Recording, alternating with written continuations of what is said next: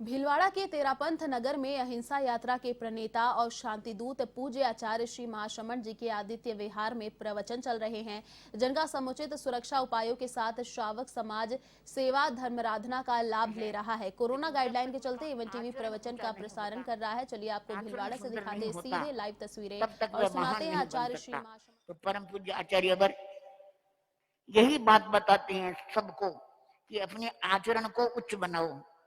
व्यक्ति का आचरण जितना उन्नत होगा वह उतना ही सुखी होगा, वह उतना ही मान्य होगा और अपने जीवन को उतना ही सार्थक कर सकेगा। तो परम पूज्य आचार्य वर्ग की प्रेरणा हम सबको लगे और हम अपने आचरण को उन्नत बनाने की दिशा में प्रस्थान करते रहे। अब इन चरणों में नम्रता से वंदन करता हुआ निवेदन करूं आचरण को पवित्र बनाने की प्रेरणा के लिए।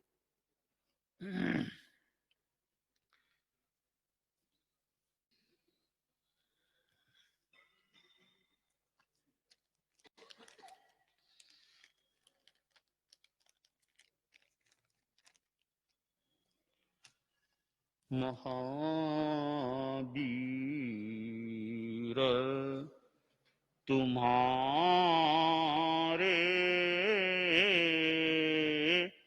चरणों में श्रद्धा के कुसुम चढ़ाए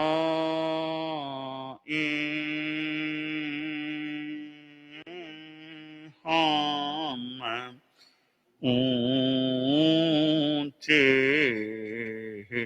आदर्शों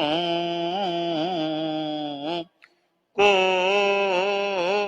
अपना जीवन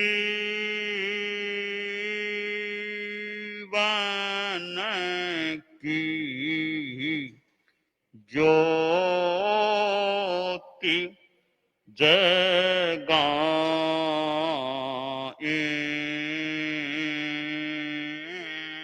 हम महावीर तुम्हारे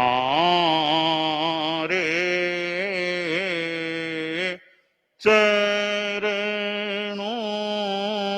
में श्रद्धा के कुसुम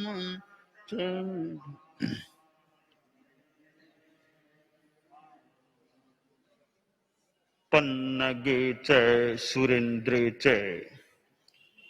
कौशिके पाद संस्पृशि निर्विशेष मनस्काय श्री वीरस्वामिने नमः। सुयगड़ो आगम के प्रथम अध्ययन में कहा गया है, चित्त मंत मचित्तं वा परिगिज्झ किसामवि अण्णं वा अणुजानाई एवं दुःखाण मुच्चै। बोधि प्राप्ति के लिए निर्देश दिया गया, बंधन की बात बताई गई और तोड़ने की बात भी बताई गई थी। कल के व्याख्यान में वह बात मैंने प्रस्तुत की थी। जब प्रश्न यह होता है कि बंधन है क्या, तो बंधन यूं तो अनेक हो सकते हैं। एक बड़ा परिग्रह है और परिग्रह के साथ ममत्व की बात है, आसक्ति की बात है, मूर्छा की बात है। आदमी पदार्थों में मूर्छित हो जाता है, आसक्त हो जाता है। प्राणी में भी मूर्छित हो सकता है। चेतनावान पदार्थ और चेतना शून्य अचेतन पदार्थ, इनमें जो ममत्व भाव रखता है, परिग्रह की बुद्धि रखता है और दूसरों के परिग्रह का अनुमोदन करता है, इस प्रकार परिग्रह से दग्ध हुई चेतना वाला जो मनुष्य होता है, वह दुख से मुक्त नहीं हो सकता। परिग्रह है तो मानो दुख है, दुख का कारण है। परिग्रह एक बड़ा कारण है दुख का, क्योंकि परिग्रह है।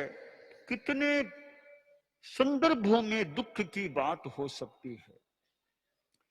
किसी के पास धन या पदार्थ नहीं है और वह प्राप्त करना चाहता है और मिल नहीं रहा है, तो आदमी दुखी बन जाता है।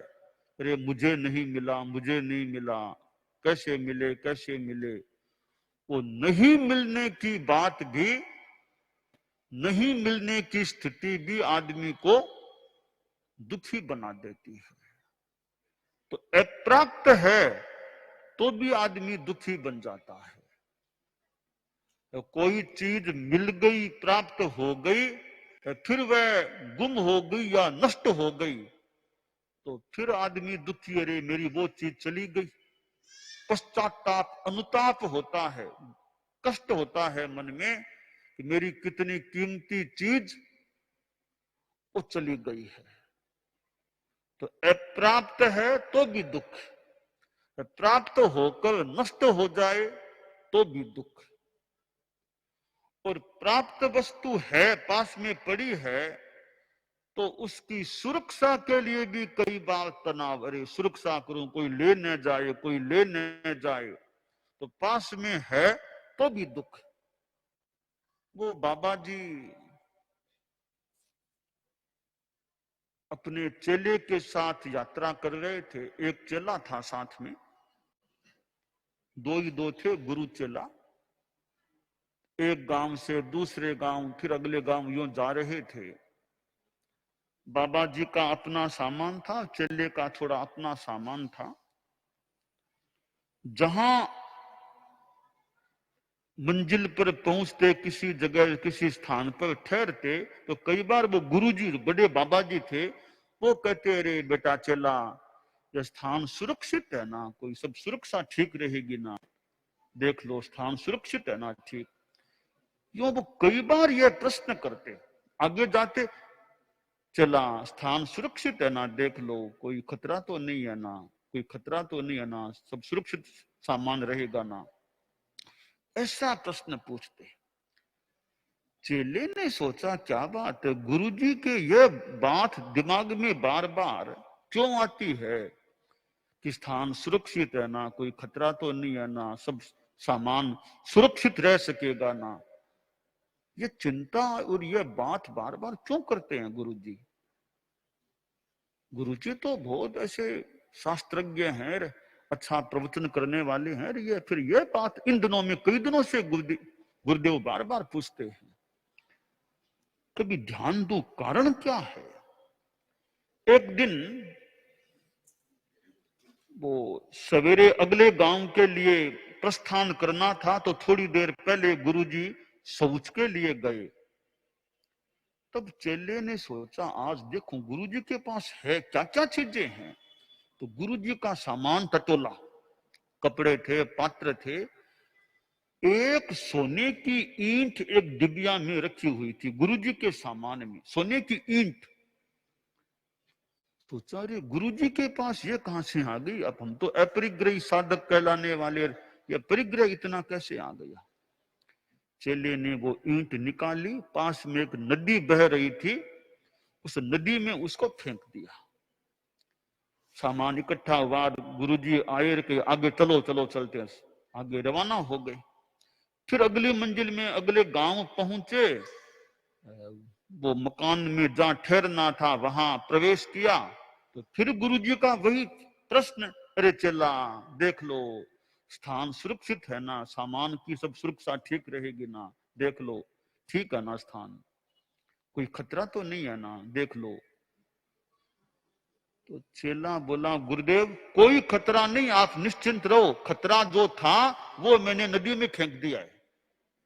क्या फेंक दिया? गुरुदेव आपके सामान में सोने की ईंट थी। हाँ तो क्या किया? फेंक दी मैंने नदी में। अरे ये क्या किया? तो गुरुदेव और क्या करूं, कितने दिन हो गए बार बार आप फरमाते हो सुरक्षित स्थान है, कोई खतरा तो नहीं है ना, कैसे है? ये चिंता तनाव क्यों होता आपको? मैंने खोज की तब लगा रे सोने की ईंट है, तब गुरुदेव के वो चिंता तनाव रहता है, तो मैंने तनाव के कारण को ही फेंक दिया। अब आप कोई चिंता मत करो, आराम से चलो, आराम से रहा करो आप, अब कोई खतरा नहीं है हमें। तो गुरुजी हालांकि मैं चेला हूं पर पूछना चाहूंगा, आपने ईंट कैसे रखी? गुरु में भी गलती देखे तो चेला यथा अवसर बताए कि आपने ये ईंट कैसे रखी, हमारा तो नियम है परिग्रह यूं रखना ही नहीं है। कहा चेला क्या करूं, एक वो श्रावक भक्त आ गया था, बहुत आग्रह किया कि ये एक ईंट तो मेरे से ले लो सोने की, तो मैंने रख ली। गुरुदेव आप तो हमारे गुरु है ना, आपसे तो हमें शिक्षाएं मिलती है, तो आपको ऐसा ध्यान करनी के ला भूल हो गई, आइंदा ध्यान रखूंगा। अब परिग्रह पास में था तो भी दुख, गुरुजी को चिंता, दुख की सुरक्षा का वो तनाव, तो परिग्रह अप्राप्त है तो भी दुख, प्राप्त होकर नष्ट हो जाए तो भी दुख, पास में है तो उसकी सुरक्षा की दृष्टि से तनाव दुख वो हो सकता है। बाद में परिग्रह है तो फिर वो कई बार लालसा बढ़ती है, इतना तो आ गया, एक ईंट तो आ गई, एक ईंट और आ जाए तो ठीक रहे, एक ईंट और आ जाए सोने की। अब वो लालसा बढ़ती है, तृप्ति नहीं होती है, पदार्थ आ गए, इतना आ गया तो भी अतृप्ति, वो अतृप्ति का भी एक शांति भंग करने में हाथ हो सकता है। तो चार बातों से परिग्रह दुख पैदा कर सकता है। प्राप्त नहीं है, अप्राप्त है तो पाने की वो लालसार प्रयास तो दुख, प्राप्त पास में है तो उसकी सुरक्षा की दृष्टि से दुख या तनाव, नष्ट हो जाए तो दुख, रे वो चीज चली गई। अतृप्ति का दुख तो था कि और मिले और मिले, वो अतृप्ति मन में रहती है तो दुख। तो परिग्रह कितने प्रकारों से प्राणी को, आदमी को दुखी बना सकता है, तो शास्त्रकार ने सुईगड़ों में कहा एवं दुखाण मुच्चई, जो परिग्रह में रत है, ममत्व बुद्धि है, वो आदमी दुख से मुक्त नहीं हो सकता। श्रावक के 12 व्रतों में 5वां व्रत है इच्छा परिमाण। यह एक तरह से परिग्रह से अपरिग्रह की ओर गति है कि ठीक है पूर्णतया तो गृहस्थ मान लो परिग्रह न छोड़ सके तो परिमाण कर ले, इच्छाओं का परिमाण, इतने से ज्यादा परिग्रह अब मैं अपने पास नहीं रखूंगा, इतने से ज्यादा रकम धन नहीं रखूंगा, मकान एक से ज्यादा नहीं, ऐसे सीमा कर ले। यह इच्छा परिमाण दुख मुक्ति की दिशा में गति है, अपरिग्रह की दिशा में गति है। हिंसा और परिग्रह दोनों जुड़े हुए हैं, परिग्रह है तो फिर हिंसा की बात भी हो सकती है। तो मनुष्य यह प्रयास करे कि जीवन जीने के लिए ठीक है पदार्थ चाहिए, पर ममत्व बुद्धि कम करूं, आसक्ति कम करूं और पदार्थों को सीमित मात्रा से ज्यादा मैं अपने पास न रखूं। आदमी को एक उम्र के बाद में तो ज्यादा अपरिग्रह पर ध्यान देना चाहिए, अपरिग्रह पर ज्यादा 80 आ गए, 85 आ गए। अब परिग्रह से कितने मुक्त हो सकते हैं? परम पूज्य आचार्य महाप्रज्ञ जी प्रेक्षा ध्यान कराते थे और प्रथम चरण कायोत्सर्ग का प्रयोग भी कराते। तो कायोत्सर्ग की निर्देश की भाषा में कि शरीर की पकड़ को छोड़े, शरीर की पकड़ को छोड़े, ढीला छोड़े, शरीर की पकड़ को छोड़े। यह शरीर की पकड़ भी परिग्रह हो सकती है। शरीर के प्रति भी ममत्व हो जाता है, वो तो बहुत ज्यादा ममत्व होने की बात है। जैसे शरीर की पकड़ को छोड़ो तो धन की पकड़ को भी छोड़ो, पदार्थों की पकड़ को भी छोड़ो, पकड़े मत रखो, उसमें लिप्त मत रहो, मन से पकड़ को छोड़ो। परिग्रह का त्याग जो आदमी करता है वो चेतना को ऊर्ध्वारोहण की दिशा में ले जा सकता है। परम पूज्य आचार्य तुलसी ने आचार्य पद का भी विसर्जन कर दिया। एक तो धन के विसर्जन की बात है कि जैसे मान लीजिए अब कार्तिक शुक्ला पूर्णिमा आने वाली है, एक गृहस्थ ने संकल्प कर लिया कि इस कार्तिक पूर्णिमा के बाद मेरे स्वामित्व में, जैसे आप गृहस्थ हैं, इतनी राशि से ज्यादा मैं नहीं रखूंगा, यह मेरे त्याग है।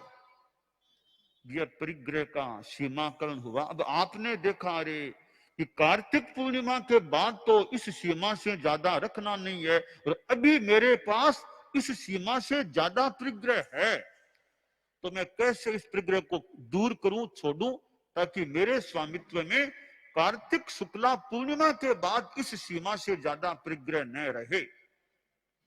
यह भी एक तरह से परिग्रह का विसर्जन हो गया या त्याग हो गया, परित्याग हो गया। तो धन का परित्याग है।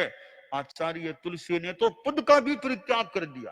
पद परिग्रह तो मैं नहीं कहूंगा कि वो कोई परिग्रह था, ऐसा अपनी जबान से नहीं कह रहा हूं, पर एक पद भी एक चीज तो है ना, वो भी एक प्रयोग ही है कि पद को भी छोड़ दें।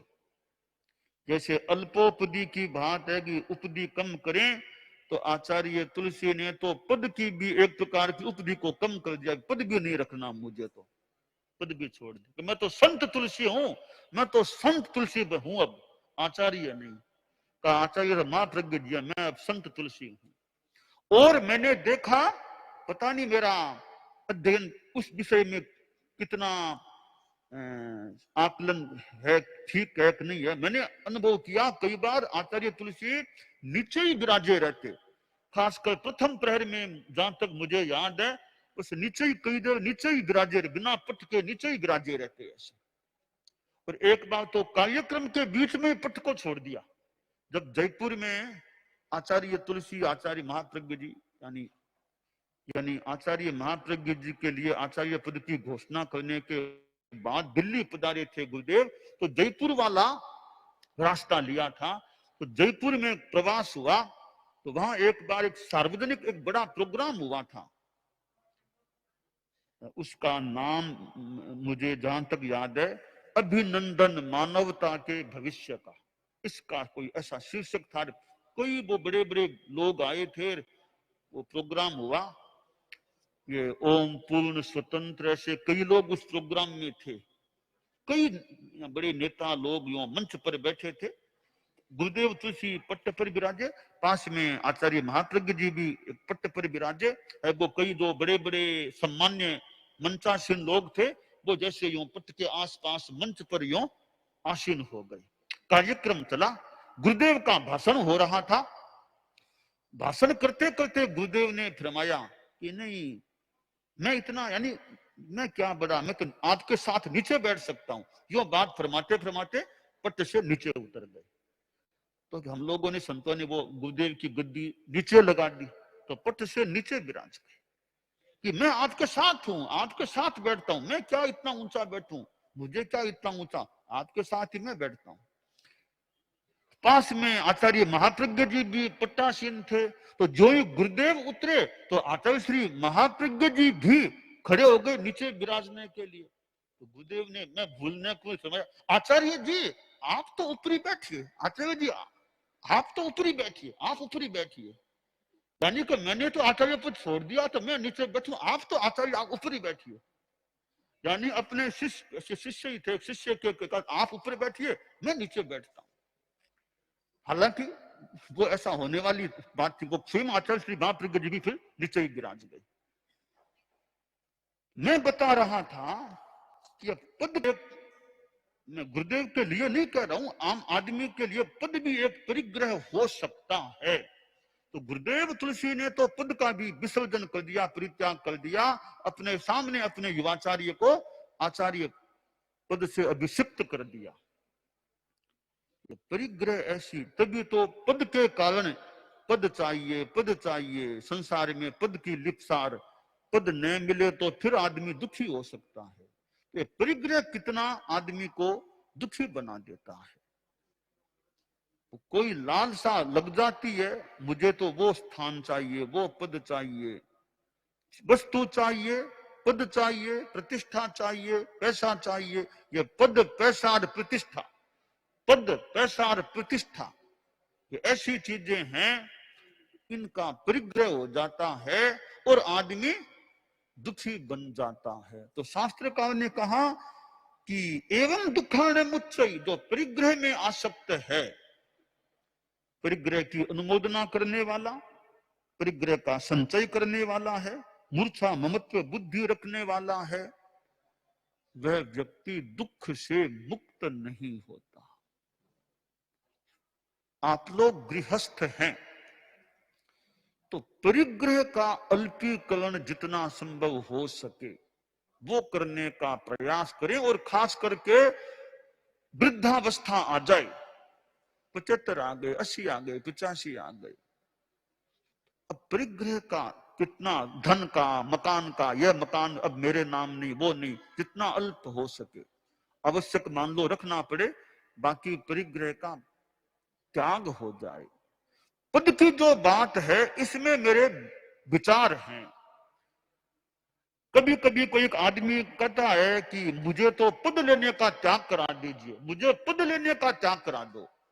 एक दृष्टि से बात अच्छी है, अभी पद का भी, पर मेरा चिंतन इसमें यह भी है, कई बार पद भी काम का होता है, पद काम का होता है। ठीक है, गुरुदेव तुलसी ने अपने ढंग से परित्याग भी किया, उन्होंने साथ में यह भी फरमाया था कि देखो मैंने किया है, इसको परंपरा का रूप नहीं देना है, मैंने किया तो आगे भी करेंगे, यह कोई ऐसे परंपरा नहीं बनाने की, सबको पद पद छोड़ना। तो इसमें भी मैं सोचता हूं उनके फरमाने में बड़ा एक तत्व है, दृष्टि है कि पद रखना भी काम का होता है कई बार।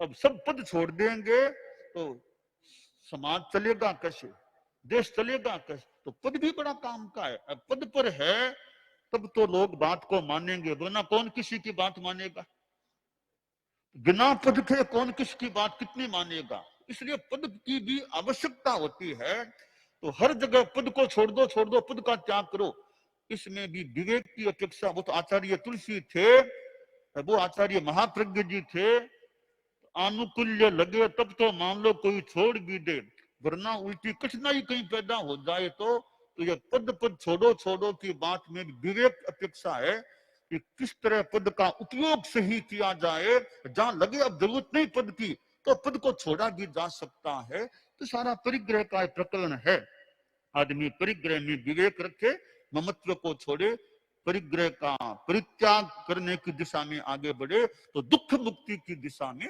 आगे बढ़ा जा सकता है। ताणान शिष्ठम अभय पयाणम सच्चे सुया वज्रम वयंती तवे सुया उत्तम बंभचेरम लोगुत्तमे समणेणाय पुत्ते। पूज्य प्रवर की अमृत देशना हुई, और अब कोई भी प्रत्याख्यान करना चाहें वे प्रत्याख्यान कर सकते हैं। उसके बाद सुने मंगल पाठ। उपवास, बेला तेला आदि का प्रत्याख्यान करने के इच्छुक हूं उन्हें सूर्य उगए अभ्यम पच्चखामी असनम खाइमम साइमम अपानम गोशिरामी। कल सूर्योदय तक तीनों आहारों का त्याग है। अरहंता मंगलम।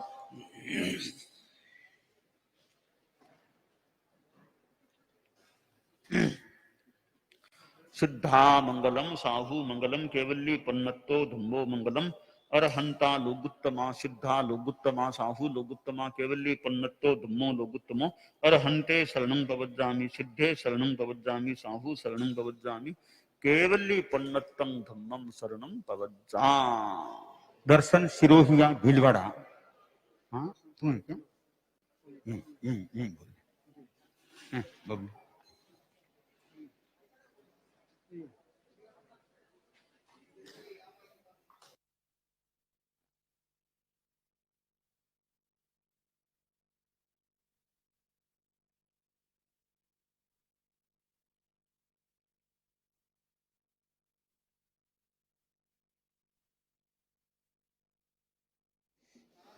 वंदे गुरुवरम। आचार्य श्री महाशमन जी के चरणों में सत सत वंदन। गुरुदेव, जब आप 2011 में बिलवाड़ा में पधारे तब गुरुदेव मैं 4 वर्ष का ही था। तब आपने फरमाया था कि जब भी मेवाड़ में चतुर्मास करूंगा तब पहला चतुर्मास बिलवाड़ा में करूंगा। चतुर्मास करूंगा तो पहला चतुर्मास बिलवाड़ा में करूंगा। तब पहला चतुर्मास बिलवाड़ा में करूंगा। गुरुदेव अभी 2021 चल रहा है और गुरुदेव अब मैं 14 साल का हो गया हूँ। गुरुदेव मेरी आपसे एक ही विनती है, मेरी आपसे एक ही अर्जी है कि गुरुदेव आप ज्ञानशाला के छोटे बच्चों को आशीर्वाद दे और उपहार के रूप में गुरुदेव आप वापस फरमाए कि जब भी मेवाड़ व राजस्थान में चतुर्मास करोगे तो पहला चतुर्मास बिलवाड़ा में करोगे, पहला चतुर्मास बिलवाड़ा में करोगे। गुरुदेव अभी मैं बहुत छोटा हूँ, अभी मैं इसलिए आपकी सेवा नहीं कर सकता हूँ। गुरुदेव मैं आपको विश्वास दिलाता हूँ जब आप मेवाड़ में फिर से चतुर्मास करोगे तब मैं संघ व संघ प्रति के प्रति हमेशा समर्पित रहूंगा। गुरुदेव वस्त्र नगरी व सिरोया परिवार हमेशा आपकी व आपकी संपूर्ण ध्वल सेना की सेवा करते रहेंगे। है तीर्थंकर के प्रतिनिधि तुझे प्रणाम, है पांव पांव चलते सूरज तुझे प्रणाम, है कभी तुलसी की छाया लगते हो, कभी महाप्रज्ञ का स्वरूप धरते हो, है अनंत शक्ति के स्रोत तुझे प्रणाम, है शमनों में महाशमन तुझे प्रणाम। गुरुदेव मेरे दादाजी की उम्र 82 साल की है। गुरुदेव आप मेरे दादी जी श्री सुखलाल जी सिरोया को ऐसा आशीर्वाद दो जब भी आप मेवाड़ में चतुर्मास करोगे आपकी सेवा में उपलब्ध रहे। जय जय ज्योति चरण, जय जय महाश्रमण। दर्शन सिरोया ने कहा कि अगली बार सेवा करूंगा। अभी दीक्षा ले तो अभी सेवा कर ले भाई। अभी ऋषि दुगड़ गीत के लिए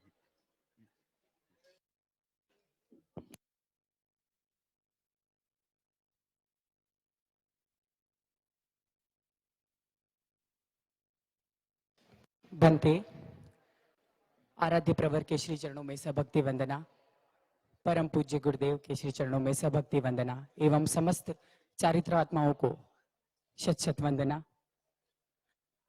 परम पूज्य श्री महाश्रमण चरणों में वंदन वंदन। 10 आचार्यों की विशेषताएं तुझ में है भगवन। परम पूज्य श्री महाश्रमण चरणों में वंदन वंदन। 10 आचार्यों की विशेषताएं तुझ में है भगवन। हाँ, महातपस्वी महाश्रमण ज्योति पुंज जय ज्योति चरण। महातपस्वी महाश्रमण ज्योति पुंज जय ज्योति चरण। जय जय ज्योति चरण, जय जय महाश्रमण, जय जय ज्योति चरण, जय जय महाश्रमण।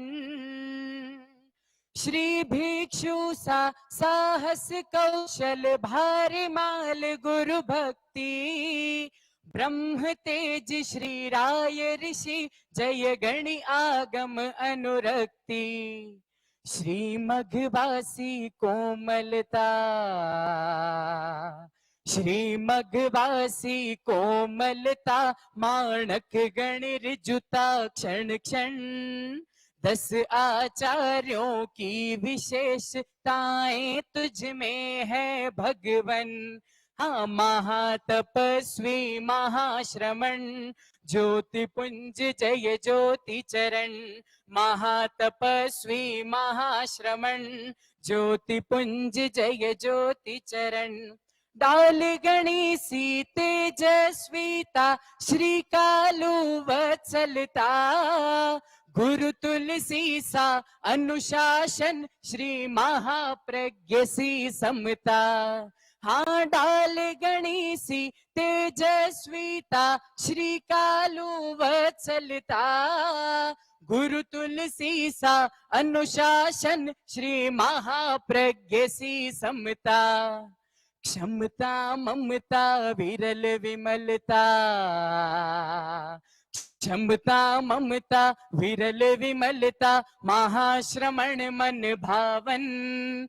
10 आचार्यों की विशेषताएं तुझ में है भगवन। हाँ, महातपस्वी महाश्रमण ज्योति पुंज जय ज्योति चरण।